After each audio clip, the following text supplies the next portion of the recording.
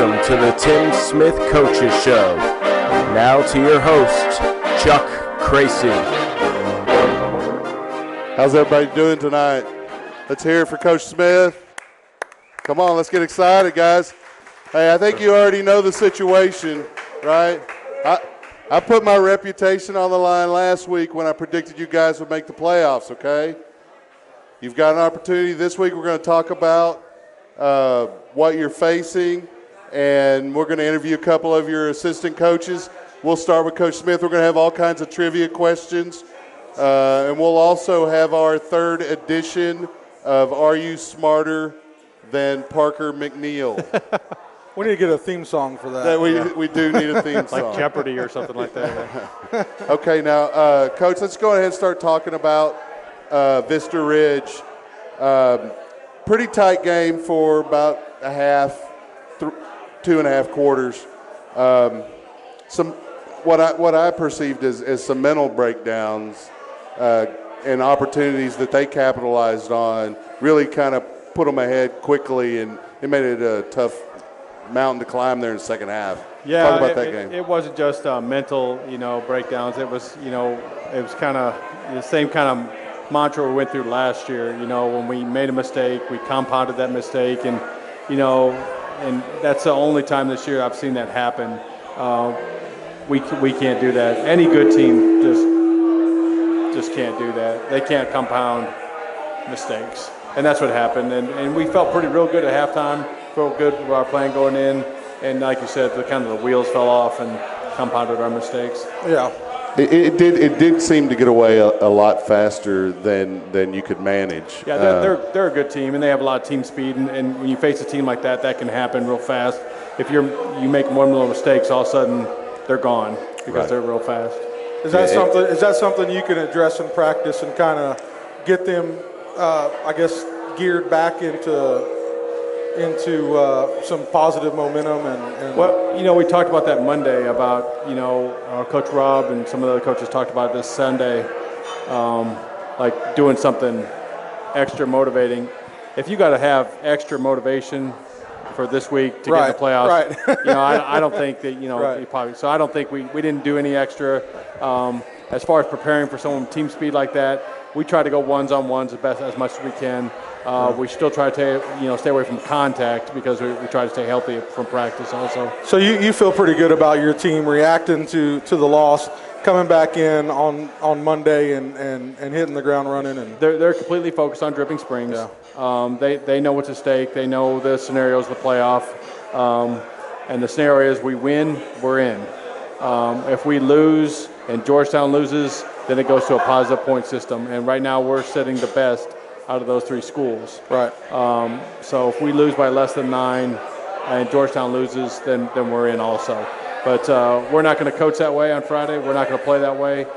We don't have any coaches going to the Georgetown Vandy game to report the scores or anything like that. I don't want to know. We're going to coach the Lions on Friday. So. Yeah. Well, you don't want to rely on those kind of tiebreakers. You want to go in. If you have an opportunity to win, you're in, then that's what you want to do. We're going to control what the Lions do and let's go from there. Yeah, no need to back into the playoffs.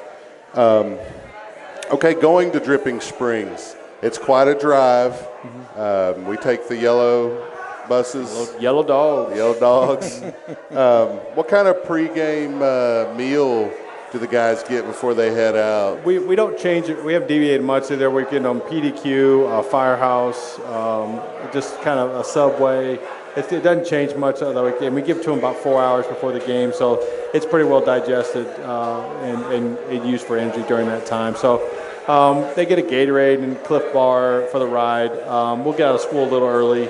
As soon as they come down about 3 o'clock, we'll eat, tape, and get on the road. And so the travel schedule on this team this season, the regular season, has been pretty easy, considering, even compared to last year especially. Correct. So are you able to gauge how a long drive like that affects these guys? Are they able to focus more, put the headset in, or everybody's different? I think they prepare pretty good. On the bus ride, they usually plug into their phones and their headphones, and there's listening to music. So most of the guys talk, joke around a little bit. Each guy is different. I wasn't one of those guys who was really kind of zoned in or fired up. I was just really more worried about my play, and everybody prepares different, so we kind of allow them to do it. Have you seen more from your seniors this week in practice in terms of getting the other guys fired up and getting them focused? I like to think the last couple of days have been pretty good practices, stacking up those good practices. Yeah. Not the best practice on Monday, but they did really well the Tuesday and Wednesday, really well. Do you think they're really grasping the sense of urgency that's before them? You don't win or lose by more than 9, then it's over. We've had a few conversations this week about what's at stake. We've had a few conversations what it means to make the playoffs and what it likes once you get in the playoffs. And some of them, there's some seniors that were on the varsity last time we made the playoffs, but it's going to be a whole different atmosphere on this Friday will be different. Our band, I've talked to our band director and they said they're coming loud with their A game. It's going to be a playoff atmosphere at Dripping Springs. As it should be. Yeah, it's a privilege to play under pressure. So we're looking forward to that opportunity, and our kids will play. Yeah, and I know from our perspective, from watching every one of these games, that your team definitely has the talent and the skill set there to run away with this game. So I think if they just hit on all cylinders, that you guys are gonna walk away with a win here. If we do our job, just do our job, and we kind of spread the ball around, and we know our assignments, and be mentally tough in this game, it'll be a good game for the Lions. Yeah. Well, that was going to transition me to you talk about the multiple weapons, spreading it around, to talking a little bit about the receivers, but I kind of want to wait then until we get Coach Ortega up here. Mm-hmm. Do you know what order Coach Ortega or Coach Graylis are coming up in? You tell me when you want them, and I'll get them up here. Let's get Coach Ortega first, but before we do, okay. I want to ask a couple of trivia questions for a football. Yeah. And then we'll let you off the hook for a little while, Coach. Okay, let's see. All right, guys, listen up. If you want to win a Leander Lions blue football, we're going to ask a question related to prior podcasts. If you know the answer, raise your hand. Do we have the microphone? Parker's ready. Look at him. He's already. His ears are perking up. Yeah. We just want to answer Potter to answer the question. To pass the mic. All right, here we go. Hey, Glenn, can we get you to pass the microphone? All right, here we go. No offensive linemen are eligible for this question, nor quarterbacks. Stick. What was the name of the infamous town that Coach McNeil is from? That's all. I think young Crazy got a hand up first. Go ahead and hit it.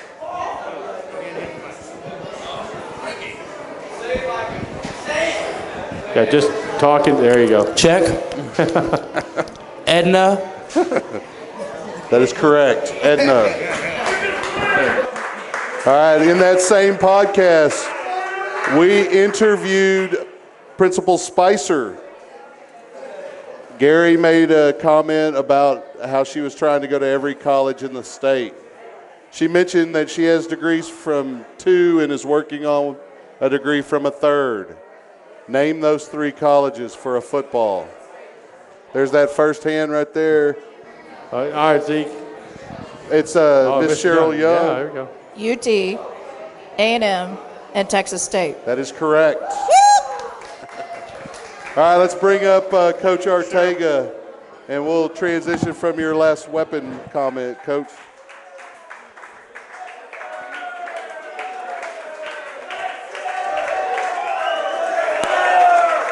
Coach Ortega with the fan club.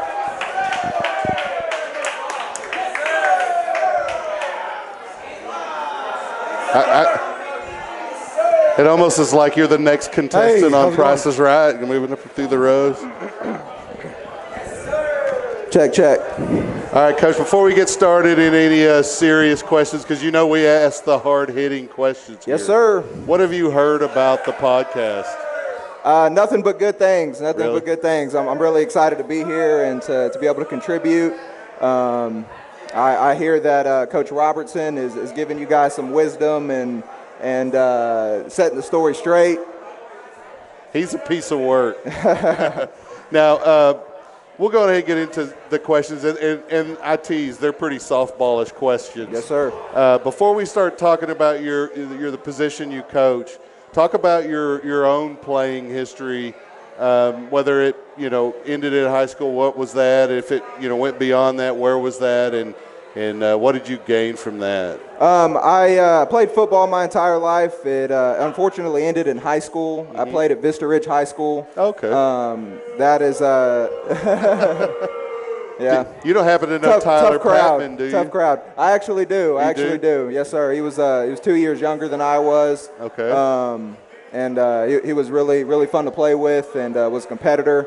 And yeah. So do you know? All the coaches over there? I mean, any of the coaches, were they around when you were there? No, unfortunately, none of the coaches that actually coached me in high school are currently there. I actually student taught at Vista Ridge, though, so that gave me the opportunity to meet the new staff and work with those guys as well. My head coach when I played was Bill Wilder, and he's currently at Fredericksburg High School as the defensive coordinator. Did you happen to play for Ron Holmgreen in any? I did. Yes, sir. He was at Vista when I played. He was our head baseball coach as well. Yeah, he's a good baseball coach. So I think he's a principal now. He is. He actually is the principal of my nephew's middle school in Granbury, Texas. Awesome. So. Awesome. Yeah, he's a great guy. Yeah, I'll actually be there on Thanksgiving, so maybe I'll see him. Now let's talk about some of the general questions.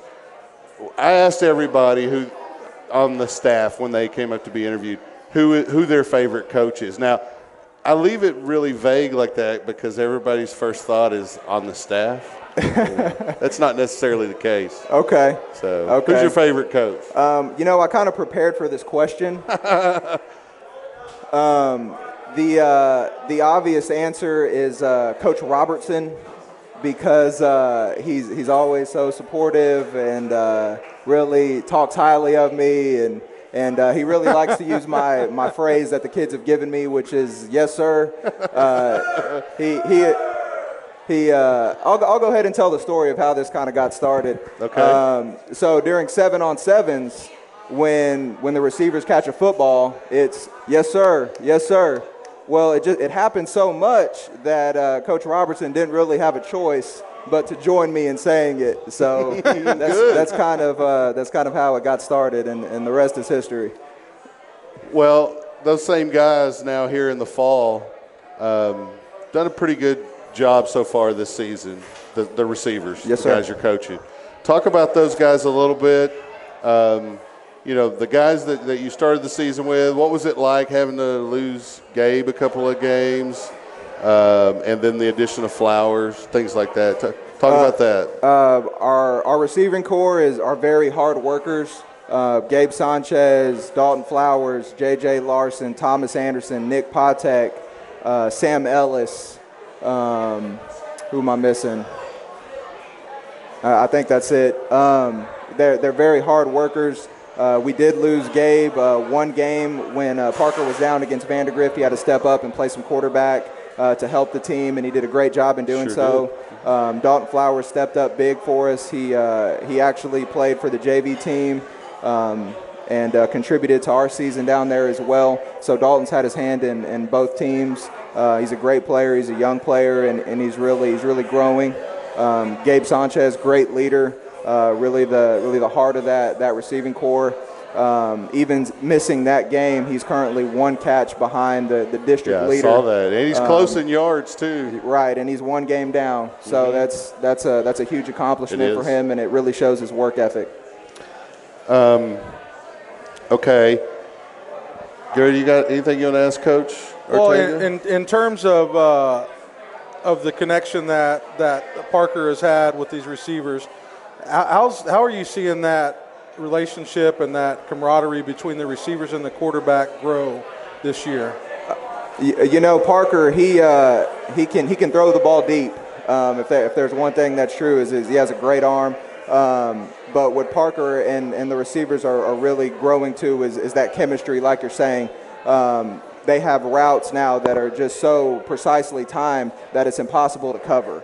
Yeah. So just repping that consistently and them doing a really good job of being consistent catching the football, that's been huge as well, really gaining Parker's confidence in them as well as their confidence in Parker. So that's been huge. Yeah. Just having a variety of threats on the field, aside from a Ray Gibson, a Matthew Long, a Ty Worthy, we also have a Gabe Sanchez, a Dalton Flowers, a Michael Berry. So we really have a lot of options that he can choose from, and it's just been fun to watch. It's fun to watch the team grow and develop, and to just be able to mix it up whichever way we would like to take the ball. Okay, a couple of seconds ago, you had mentioned down on the JV. So you do coach. You coach the defense on the JV? No, sir. I coach the offense. The offense? Yes, sir. Okay. Yes, sir. So I Coach McDill and myself, we kind of call the plays for the JV offense. Right. So that's my role with them. How do you like that, and how do you think that's going to help you in the coming years as you progress in your career as a coach? Calling plays is a huge privilege. It really is. It's a huge privilege. I'm very grateful for the opportunity. As a coach, it really helps you see the big picture of the field, how the defense is aligning, what we can attack. So that's been great. This year has really been a huge step forward in my career in terms of what's next. And like I said, I'm just very grateful and blessed for the opportunity to be here and to be able to have the role that I do. Yeah. So coming from the background of being from Vista Ridge, graduating from Vista Ridge, what was your what did you position think there? about applying? Sorry. What was your position at Vista Ridge? I played wide receiver and tight end at wide Vista receiver Ridge. and tight end. Okay. Sorry. Go ahead. So how did you feel about applying for a job at Leander High School? Ultimately what my goal was to get back into Leander ISD. Right. That was always the goal. That's where it all began for me. I was very fortunate to meet Coach Bridges, and then I was very fortunate to meet Coach Smith, who gave me the opportunity to be here. So like I said, I'm very grateful and blessed and excited to be where I'm at. Yeah. Well, and I'll be honest, I've heard good things from players and coaches about you, so it's exciting. That. I think the staff, if they can stay together, there could be quite a bit of success, Yeah. not only this year but in the years to come. You being one of the younger coaches, how does that help you with these guys, just in terms of communication and their feeling about you? Being a younger coach is awesome, just to be a part of the coaching staff that we currently have, because they all know so much. Right. They all know so much. They all have different backgrounds, and so it's like I'm in a candy store every day. So I get to pick their brains about offensive stuff, defensive stuff, special teams, speed and strength. I mean, you name it. Everybody has a very solid background in every aspect. So I'm loving it, eating it up. Now you mentioned that you played baseball. Do you coach baseball as well? Or? No, I haven't coached baseball. I'm our assistant. I'm our assistant wrestling coach. Oh, okay. So you do the wrestling. Yes, sir. Excellent. Yep. So what do you think of the potential of this fall's wrestling team? We acquired Coach McLean as our head wrestling coach. He's been working them really hard this off season, and I think that we're going to do well. I think we're really going to do well. All right, now this may be the hardest question because you may not want to give that much information, but this weekend, Friday night, Dripping Springs, Texas, are we going to, how are we going to, or, giving as much information as you're able, how are we going to attack the secondary and the defense of Dripping Springs? So as you guys know, and as Coach Smith said, Drip is going to be a game. Those guys, they work hard, they play hard. It's a good team. They're a very good team. However, there are some weaknesses that we think that we can expose in the secondary and their linebacking core, and that's kind of our game plan, is to target those areas that we feel we can attack. So. Do you feel good about the guys, the receivers, our matchups, just in general terms? You don't have to be specific, but generally speaking, is there somebody that we really, as fans, need to worry about in their secondary that might cause us a lot of problems? Their secondary is very well coached. However, I'd like my chances with Gabe Sanchez versus anybody, or Dalton Flowers versus anybody, or any of our guys. You know, they're hard workers, and I'm confident in what they can do. So are we gonna not throw to one person? No, we're not gonna do that. So we're gonna run what we run, and our kids are coached well, and we'll execute. So you're just going to play, as he says, we're just going to worry about Leander. That's it. Yeah, and I know as fans, we've been enjoying watching Parker McNeil spread the ball, you know, game after game, and it's really getting exciting to see these guys improve and make some pretty good plays. It's been pretty impressive to watch the growth. And if you kind of take the season as a whole, you see the progression of each. You know, we talked about it a couple of podcasts ago of each position group. But the receivers, they do stand out a little bit, in my opinion. So. Well, that's great news. They're like I said, they're very hard workers, and you know, and not just in the season, and that's team wide. Over the summer, last off season, you know, these guys are grinding and really working hard and doing what they can to make sure that it's evident on Friday nights. And even in season, we're still working hard and grinding, and we're going to continue to do so. Yeah. Okay, so when it's not football season, it's not wrestling, you're not teaching. What does Coach Ortega do in his spare time? I have a beautiful wife and 2 kids. I really like spending time with them. I like to fish, anything outside, and learn more football. Fresh or salt water? Fresh water. Fresh water. Bass fishing. Yeah, I kind of like salt myself. Anything else for Coach Ortega? Well, Coach Ortega, hey guys, watching you from the press box on JV night, I really enjoy what you did with both of those teams, you and Coach McNeil. The receivers have looked fantastic. You know, I really think they could be the difference. Exciting to watch. Good luck, man. Hey, I appreciate that. I appreciate that, guys. Y'all have a great night, and we'll see you next time. All right, Coach. Thanks a lot. Appreciate it. All right, we're going to have a couple more trivia questions. Everybody give Coach Ortega a hand.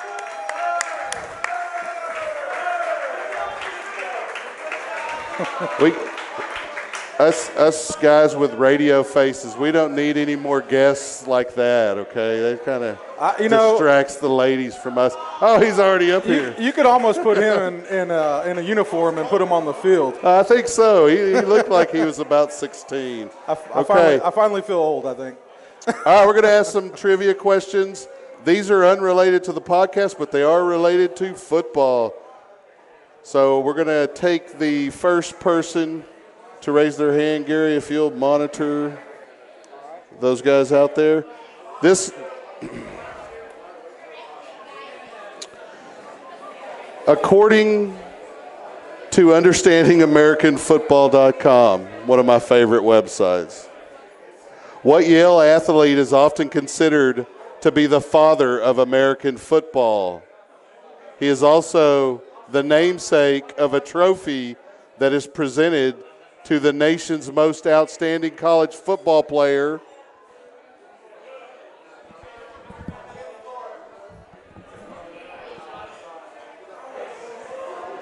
The red.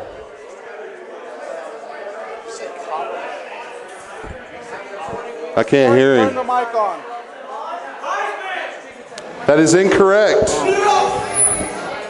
There is one other National Player of the Year award right here beside him. In the gray, right there beside you. Walter Camp. It is Walter Camp. Throw that man a football. And since we were just talking to the wide receivers coach, we have an interception in the audience.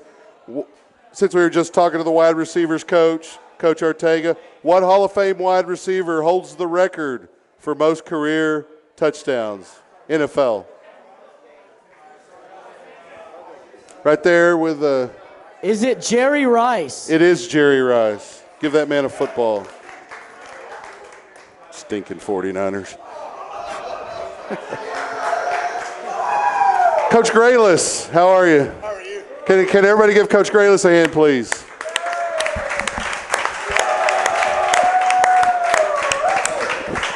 Coach Grayless, whether you know it or not, you last week were the recipient of a rare honor. Was I? Yes, you were one of only 3 coaches on the staff who were named as one of the other coach's favorite coaches. Oh, wow. I had no idea. Nobody told you? No one told me. The governor named you as his favorite Oh, the coach. governor. Okay. You know who we're talking about, right? The governor knows what he's talking about. Yeah. Okay, Coach, so how long have you been with Leander? This is my second year. Second year? As we ask everybody, what's your playing history? Where did you play high school? If beyond, where was that? Yes, I grew up in Conroe, Texas. Played football at Conroe High School. Didn't start playing football until 7th grade, and then played at Conroe High School and went on and played at Baylor University in the very, very dark ages of Baylor University. What years were you there? 99 to 2002. Okay. So, yeah, we didn't win many games, but had a good time and, learned a lot of valuable lessons there. So. Well, I'm from Waco, so I can understand and empathize with you in a little bit, but I'm a Longhorn fan. Yeah, it was a rough time. So yes, it was a rough time. They bounced back. They have they have definitely bounced back. Do you get excited watching Baylor football? Oh, now, yeah. if you ever get a yeah, chance? my wife, Megan, who's sitting over there, she doesn't like watching games with me because I get a little bit too excited. I've noticed that. I know that's hard to believe that I would get too excited, but yeah. How do you feel about the playoff rankings that just came out? I was talking to Coach Rob about that. I try to ignore it. It's just kind of hard to ignore because ESPN does such a good job of marketing it. Mm-hmm. And, it's just way too early. I mean, there's still, 5 or 6 weeks left in the season. And, it's just – Alabama plays LSU this weekend. Yeah, I know. So. I just kind of shrug my shoulders, and if they win every game, they'll be in it, and if they lose, then they won't be. So, it's kind of the way it goes. All you can do is win. That's right. So have you had the opportunity to meet Coach Briles and that staff there? I met him. It was before they got it rolling. It was right after he got hired. I believe it would have been about 7 years ago. I had the opportunity to meet him at the convention. Mm-hmm. Great guy. He's exactly the way he is, on TV. If you hear him on the radio, really down to earth, West Texas dude. Just seems like a really nice guy. That was one of the coaches that Coach Pleasant mentioned as his favorite coach. That's right. When he mentioned his favorite coaches, that's what he did. Going back to Baylor, what do you think about just the program in general in terms of what they've built there? I think it's arguably the greatest turnaround in the history of college athletics. I'll be honest, when I was there, it was, I don't know if I played with a single, maybe 1 or 2 guys in 4 years that would touch the field now. Yeah. Just the culture has completely changed. The facilities around that program are completely different than they were when I was there. It's just an amazing deal. If you'd have asked me 10 years ago, and if you'd have told me 10 years ago that they'd be competing for possibly a national championship, I would have said you were crazy. I think crazy. everybody would say the same thing. I didn't think we'd be able to go to a bowl game, much less win 12 games. What position did you play there? Tight end. I was going to say, are you including yourself as one of those 1 or 2 guys who could still play with them? Far from it. You don't think you could beat out McGowan? No. What do you think about that guy? If I cloned myself and put the clone of myself on my shoulders, maybe I would be almost as big as him. That would be, Yeah, he's quite an athlete at 400-plus pounds. Yeah, they got some freaks up there. Now, talk about your position group. Spent some time talking about them. There was a change in defensive scheme at the beginning of the year. Yeah. Or last spring. Yeah. Talk about that, how the guys that were, in other positions have transitioned, how injuries may have affected you guys. Yeah, I've known Coach Robertson for a long time, and when I was at Stony Point with him and Coach Smith, and then I went down to the Houston area and I worked down there at Oak Ridge High School for 3 years, and we ran a 3-4. And I talked to Coach Rob about it, and he was really interested in it. And we fooled with it a little bit at Conley, and we knew that that's kind of that was the system he wanted to run. And when he took over the DC job last spring, it was pretty obvious that's what we were going to do. I know he said it fits our personnel. The two guys I coach, the two outside linebacker positions, they've got to be two of the more athletic and aggressive and physical kids on our football team. And right now, I feel like we have that. I feel like you have 3 or 4 that can play that position. Yeah, I feel like we've got a couple guys there right now. It makes my job easy when as aggressive as we are on defense. Sending those guys off the edge, I've got a couple guys that do it really, really well. Yeah. And, I couldn't ask for. Do you mind talking about those guys and mentioning their names? Yeah, Matthew Long and Raymond Gibson.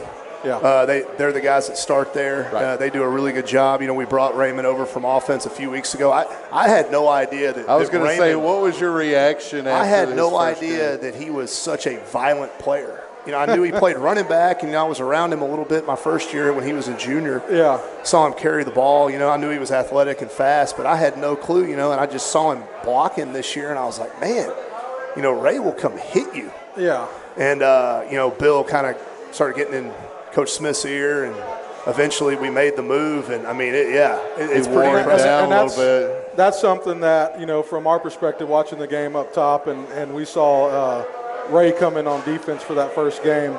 I was always really excited to watch him run the ball because when he ran the ball, when he made contact, it was explosive. He looked for contact.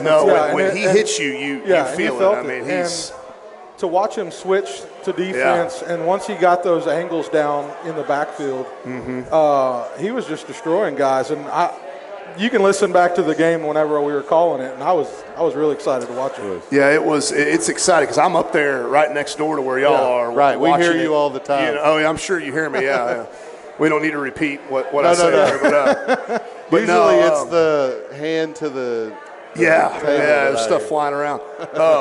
But no, Matthew Long does a good job. Both the guys play both ways, and Riley Harkleroad's a kid we brought up from the JV, a sophomore that has a bright future. He's done a good job, and Darshawn Rory is a senior. I feel like Darshawn, knows what to do. He's a smart kid. He's come on a little bit. I wouldn't have a problem sticking him in there either. So we had Levi Beck earlier in the year. We moved him over to offense. He did a good job for us. So I've had the privilege of coaching some pretty athletic kids there at outside linebacker, which is what we need at that position. It's a very exciting position. They make a lot of plays, or big plays are made as a result of blocking them or something. And you've seen teams really focus on trying to stop Gibson's penetration into the backfield, sending different blockers either in motion or whatever. Yeah. How do you counter that kind of stuff? When we watch film on the weekends, we have to, try to figure out what they're going to do protection-wise, when they're throwing the football. And, we just have to come up with creative ways to free him up, whether it's we bring him from the boundary, we bring him from the field. If the ball's on the left hash, we want to do this. If it's on the right hash, we want to do this. So – that's just the way we like to heat people up, so that's a big part of what we do. It can result in a lot of big plays one way or another. It's very exciting football. Yeah. So, with Matthew Long, he's obviously an exceptional athlete, and just tell us a little bit about his character and what he puts into that team. Matt's a hard worker. He's a kid that is up here every day during the summer, working his tail off. Very, very bright kid. Sometimes, coaching Matt, you don't really know what you're getting because he's just such a quiet kid. Right. But then he goes out on the field and he just balls out, and you're like, okay, well, he must have listened to something I was saying. So have you seen a little bit more from him this week? I'm sure he brings it every practice, but have you seen just a little bit more this week going into this game? And he's bounced back and forth between offense and defense. So he was with us on Monday. He was with offense on Tuesday, and we kind of shared him today. So, but and that's what Coach Smith's been telling those seniors all week. It's now or never, man. This is basically a playoff game. Yeah. So how are you going to finish here? For a lot of guys, it could be the last football game. Yeah, that's right. Play. And I felt like Monday we kind of had a kind of a down practice, but the kids really responded, especially seniors really responded Tuesday and today, and I felt like we had 2 good days of practice. So. Good. Yes, it's a lot more fun. We'll admit it's a lot more fun to call the game when we're winning than when we're not. I can imagine y'all got to get kind of creative if it's going the wrong way. So. Now, you mentioned you played tight end at Baylor. I use the word play very loosely, by the way. My position was tight end. Okay. It happens. What do you think of Waco and just Central Texas in general, being from Conroe? You know, I mean, I enjoyed that area. I mean, I was in college. You know, I enjoyed Waco. If Baylor would have been in, I don't know, name a random Lubbock? town out in West Texas, I probably would have had a good time too. You know, so. But that city, you know, it's grown. You know, I go up there now and they have like actual like restaurants, nice restaurants that aren't like hole in the walls, all downtown, yeah, that aren't like tumbling down. You know, like they actually have like nice stuff now, and I think that's a tribute to the football program. It is a lot to the university there. Well, have you been to McLean Stadium? I have. I had the opportunity to go to. I want to say we went to 3 games last year. So yeah, it's quite an event. Do you do the whole Baylor line? No, that's the freshmen. They do that. They do that, yeah. Let them handle that. Well, what do you see as a future for you? Do you see yourself taking over for Coach Rob when he obviously takes over, you know, the Redskins or whatever? Well, I mean, I don't really know. I would love to, you know, be a defensive coordinator at some point. You'd like that opportunity? You know, if the opportunity presents itself. But I love being a Lion. I mean, I picture myself being, you know, at this school for as long as Coach Smith will let me. I've known Coach Smith a long time. He's a great guy to work for. It's a great community. You know, the area is great. The school district's great. It is. And, you know, I've seen myself being here for a while. And if that means I move up the chain, then so be it. But, you know, so whatever they need me to do. In terms of your own personal growth, what's been where you've most advanced this season coming in with this group of guys? As far as me as a coach? Yourself. I feel like, you know, I had been coaching the D-line, you know, and I told Bill this. I coached D-line. I started off coaching D-line at Stony Point. Coached D-line for 3 years. And then I went to Houston and coached D-line for a year. Then I coached outside linebackers for a couple of years. Then I went over to Conley and I coached outside linebackers, secondary. And then I was right back to the D-line, and I coached D-line for, I want to say, 2 years in a row. And I'm like, you know, I don't want to coach D-line anymore. I'm good.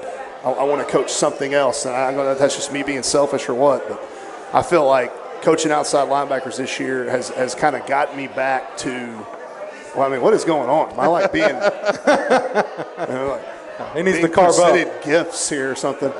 I think it's Carb Up Wednesday. I feel like it's kind of gotten me back thinking about, you know, what's going on in the back end of the defense. Right. Which is, I mean, in order to be a coordinator, you have to be strong in your knowledge of the secondary. And I felt like I was the hardest positions to coach. I mean, what is this? Is this like they're bringing you partially half-eaten plates. chicken wing? Hey, appreciate it, Dakota. Yeah. I guess I'm missing the joke. But yeah, I felt like I was kind of, I don't know, getting away from that when I coached D-line, and I wanted to get back to coaching linebackers. So that's how I've grown this year. Okay. So.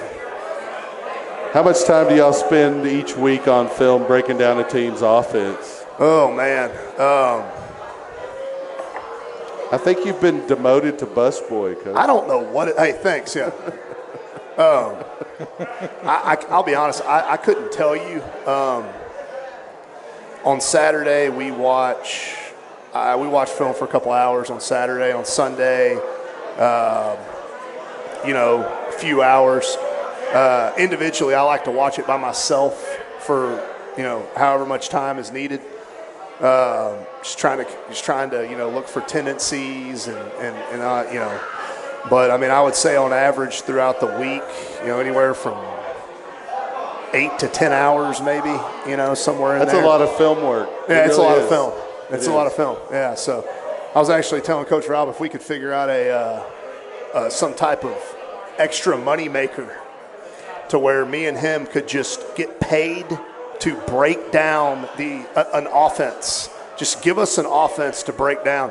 And then he let me know that we'd have to break down the defense too, because no one will want to hire us to just break down one side of the ball. So anyway, So what kind of led you here to Central Texas coaching?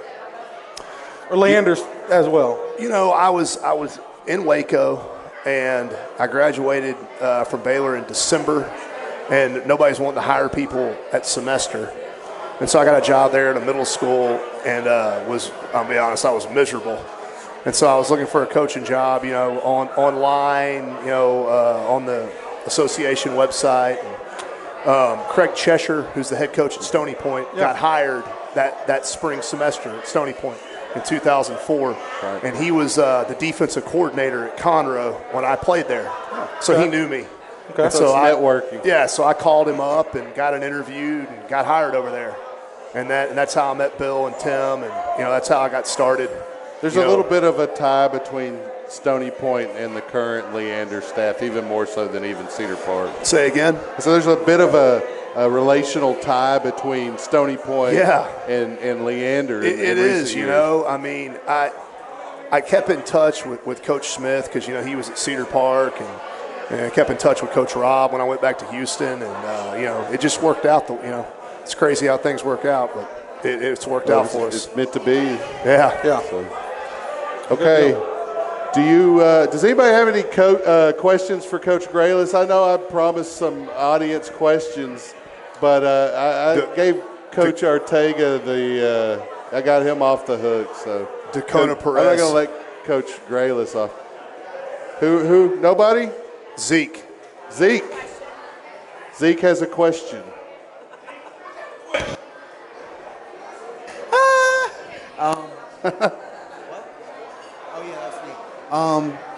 Is there or is there not going to be breakfast sandwiches in the freezer tomorrow? There may or may not be a breakfast sandwich in the freezer or on my desk. We'll just have to see. What about breakfast tacos? Okay. How is it? All right. Here's a real question. Do you want to take on Parker McNeil in the Are You Smarter Than Parker McNeil game? I would love to take on Parker McNeil. Let's do it. Come on up, Parker. I mean, not only am I on the weekly Tim Smith show, I now get to be in a trivia contest with the Parker McNeil. Now, it's early in the Parker McNeil game, but he's 500. Okay. Although I'm sure last week's contest may be under dispute. I'm not really sure. Okay. If he went back and looked at video or not. Probably not. You got too much homework. Now, the way that this works is Parker's going to go outside because he's the namesake of the game. He's going to get out of range. You're going to pick a category. I'm going to ask you 3 questions in that category, and then he'll answer the same question. Okay, cool. It's pretty simple, and really no gauge of whether or not you're smarter than Parker McNeil, but I hope not, because I don't know if I am. Okay. We have 3 categories to choose from. These are Texas high school players who went on to become NFL Hall of Famers. Oh, wow, okay. That's one category. The other is just general knowledge on college football.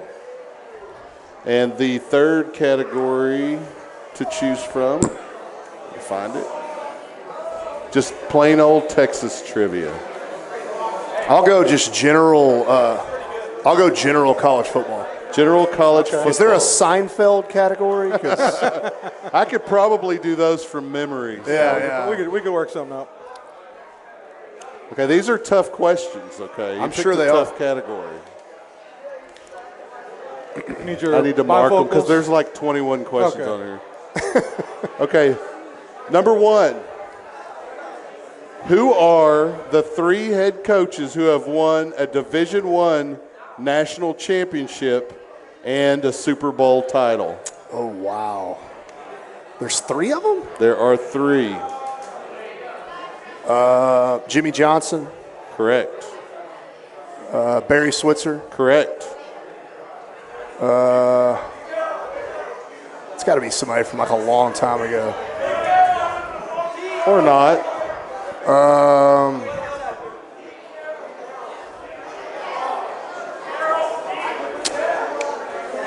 I know. It's like Dick Vermeil. Peripheral hearing isn't working. Random guess. I don't know. It is Pete Carroll. Oh, man. Yeah, like 2 years ago. Yeah. Right. I said or not when you said it's got to be The most obvious one. But didn't his national championship get taken away because Reggie Bush got his parents a house or something? He won two. Oh, okay. Yeah, that was the back-to-back he was going for. Who threw the Hail Mary pass to Gerard Phelan caught to beat Miami in 1984? Doug Flutie. Doug Flutie is correct. Very good. So that is 2 questions, right? Yep. No. Yep, that's 2. Okay, That's 2, yeah. Okay. The first one took forever. That's probably why. That's why. Which college football program holds the FBS record for most consecutive wins? Kind of changes. Army? Army? Let's see. I don't know the answer to this question. It is Mobilehoma. Who? Oklahoma. Oh, man, Oklahoma. All right. So you're 1 for 3. Let's see if you, Parker. Do I get points for getting 2 out of 3 on the first one? Maybe on a tiebreaker scenario. Can I get like 1.5? Yeah. 1.67. Yeah, there you go. If we'll bring in Parker. Does he Those need are hard questions. Does he need the headset or does he will need the headset, or he'll need the microphone, whichever he prefers. I know he probably goes home and reads. Where'd he go? I mean, did he? He's out there listening to the podcast on YouTube. He already knows the questions. He's looking them up on his phone. He's already Googled them all. Now, do you want a microphone? Do you want the microphone? Okay. We're going to ask you the same 3 questions we asked Coach Graylis. Okay. No pressure. I'm not going to tell you what his score was. All right. Who are the 3 head football coaches who have won a Division I national championship and a Super Bowl title? Pete Carroll.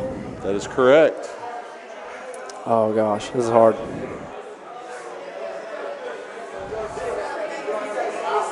I'm blanking. I don't know. We'll come back to that one. You want to pass and come back? We let Parker do that since it's his game. Yeah. Which college football program holds the FBS record for most consecutive wins? I got it out of order, but it's actually the 3rd question. To go with Notre Dame. That is incorrect. Was it Oklahoma? Oklahoma. I wouldn't guess that. Nobody wants to give him credit.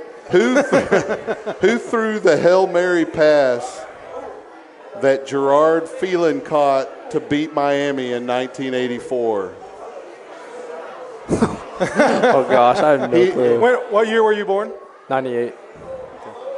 You see it every year on college highlights. Every year. It's like a 60-yard pass in the air. The guy's like this tall. Against Miami. Gosh. The guy's like this tall. It's going to put a lot of pressure on that last one that you're going to come back to. Did I mention the guy's like this tall? I don't know. Doug Flutie. It is Doug Flutie. Very good. Okay, so you're back. This is for the win. Back to the first question. Right. So you got Pete Carroll. There's 2 more that won Division I titles and Super Bowls. They coached for the best team ever. Bill Belichick? Incorrect. Oh, gosh. I don't know. I'm not sure about that one. It's Jimmy Johnson and Barry Switzer. Oh, Jimmy Johnson. I knew that one. So, yeah, I would have got them all right. So you tied, so there's a tiebreaker. All right. No. This is you're going to be the person who gets the closest. Let me find the tiebreakers, though. It may take me a second. Let me verify which one you're doing here. We're good. All right, here we go. This is related to Texas history. For a short period, Texas was an independent nation. What were the beginning and ending years that Texas existed as an independent nation? And we're going to start with you. No, wait, we'll start with you because you're the challenger. 1833, you say? 43. Is the beginning or end date? Beginning date, 1843? 1848, okay. What was your guess? He's over there cringing right now. Go ahead, Parker. What's your guess? Oh, gosh. We've got 1843 to 1848. What do you say? I'll go start date 1832. Okay. And end date 1836. To 1836. Okay. Y'all are both wrong. He's closer, though. Oh! Let's go. It's 1836 to 1845. Texas was an independent nation. And he wins again. He did win again, so you're 2-1. You get a consolation prize, Coach. Let's see what we got here to choose from. You can have this for your late night studying, or you could get a cooling towel. The headlamp. There you go. So you got to work on your car. You got that too. I appreciate you coming out, Coach. Thanks. Nice to meet you. Thanks, Parker. Good luck on Friday. Parker, appreciate it. Good luck. More trivia for the audience real quick. You got any of those footballs left? Oh, yeah, we've got 2 footballs left. All right, here we go. We're going to ask some questions related to prior podcasts.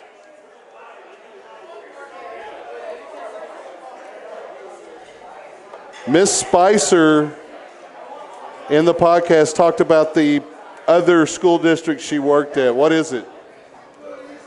The pink shirt. Ruiz. Round Rock. That is correct. Round Rock ISD. Okay, where's it going? All the way back to the speaker. Oh, that's why he plays quarterback. It's the win.